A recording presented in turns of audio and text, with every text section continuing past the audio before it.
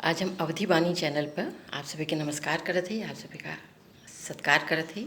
और एक ठे छोट का लड़कन बच्चन वाला कवितई करत ही।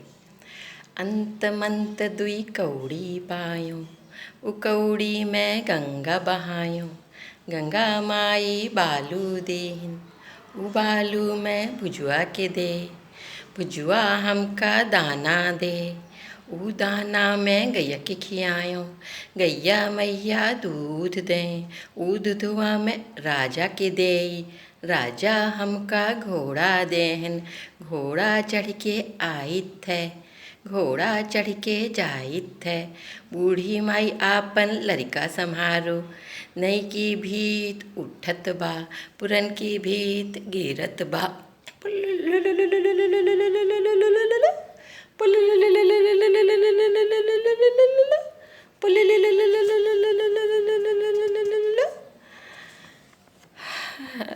लड़कैया में ये सुने रहे। एक हिंदी में तो का है का ऐसे एक छोटा सा हम जौन सुने रहे अपने लड़कैया के साथ। घुघुआ मामा उपजे धाना, इसी रास्ते आएंगे भैया जी के मामा, छिदाए देंगे नक दोनों काना। टुप टुप टुप टुप टुप टुप टुप टुप टुप टुप, घोड़ैया लेके घुटना पर लेके। नमस्कार। हम आशा कर रहे थे आपके अच्छा